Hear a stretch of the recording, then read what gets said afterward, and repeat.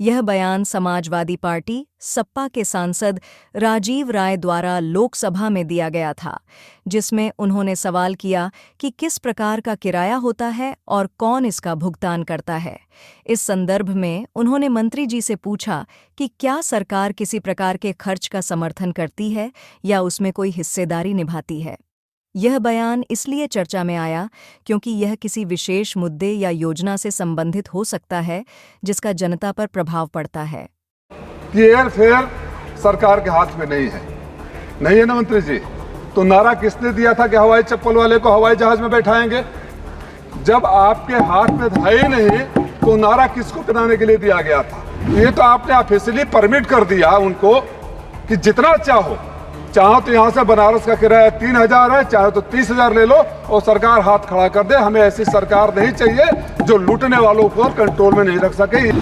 और हमारे यहाँ जो माँ बाप के बनाए हुए संपत्तियों को बेच देता है उसे अच्छा नहीं कहते हैं। थोड़ा रूड शब्दों में बोलूँ तो नालायक कहते हैं। आपके यहाँ क्या कहते हैं मुझे नहीं पता।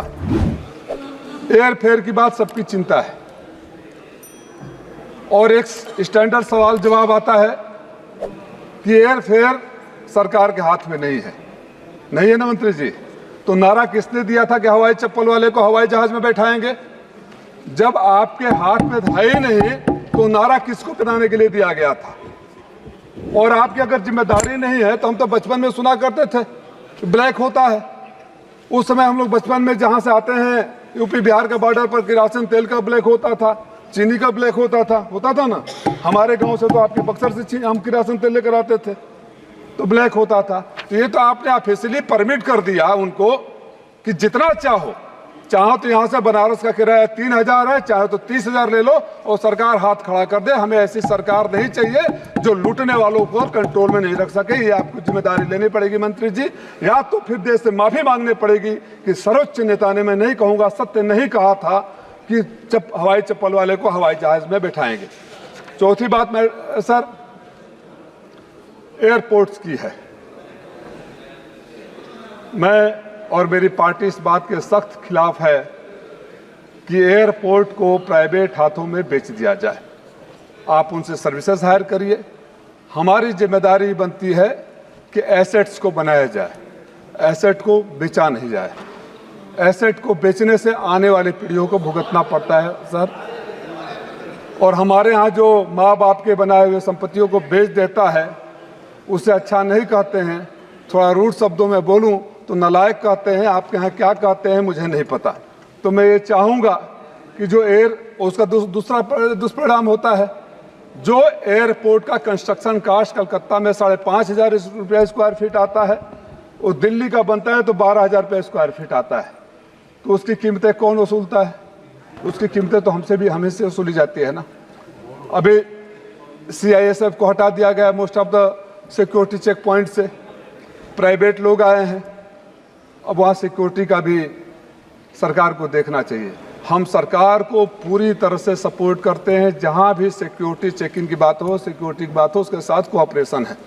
लेकिन सिक्योरिटी कैसे स्मूथ हो जाए इस पर भी ध्यान देने की जिम्मेदारी सरकार की है। और जो प्राइवेट हाथों में दे दिया जाता है इस पर भी 2 चीज़ मेरा व्यक्तिगत रूप से सुझाव है। अगर एक व्यक्ति या एक कंपनी के हाथ में देश के सारे एयरपोर्ट्स को दे देंगे या अधिक से अधिक एयरपोर्ट को दे देंगे, and for that matter you hand over most of the assets to any individual, any companies hand, और कल को उसका कुछ भी उल्टा होता है तो आपने तो पूरे देश के सिस्टम को एक हाथ में दे दिया है। और ये जो सॉफ्टवेयर जो मुझे समझाया गया है, बताया गया है, जो डायनामिक एयरफेयर की बात करते हैं उन्हीं के हाथ में होता है। आप 5 बार चेक कर दीजिए एयरलाइन को बेंगलोर का किराया कितना है, 6ठे बार देखिए तो सीटें उतनी ही रहेगी, किराया बढ़ जाएगा। इस पर कंट्रोल करने की ज़रूरत है। मेरे कुछ सुझाव थे जिसको मुझे लगता है कि सरकार अगर संज्ञान में ले तो अपने उस नारे को भी पूरा कर पाएगी कि आजकल को हवाई चप्पल वाले तो सोच भी नहीं सकते वहाँ जाने के लिए। हवाई चप्पल वाले नहीं सोच सकते हैं। वहाँ के जो शॉप से वहाँ कोई आम आदमी अगर चला भी जाए तो वहाँ कुछ वो उसके कैंटीन में खा नहीं सकता। कहीं कोई कंट्रोल नहीं है। ऐसी पहली सरकार है कि सब कुछ प्राइवेट हाथों में। और फिर वो बोलता हूँ कि शायद हम लोग का देश उन गिने चुने देशों में हैं जो हवाई चप्पल से वाले को हवाई जहाज का नारा देने वालों ने देश की इकलौती एयरलाइन इंडियन एयरलाइंस को भी बेच दिया। तो बेचने का काम बंद होना चाहिए, बनाने का काम शुरू होना चाहिए। सिक्योरिटी हैसल जो है BCS को खास तौर से मॉडर्नाइज करने की ज़रूरत है, इनको ट्रेनिंग देने की ज़रूरत है, इक्विपमेंट को अपडेट करने की ज़रूरत है और सिक्योरिटी हैसल्स को दूर करने की ज़रूरत है।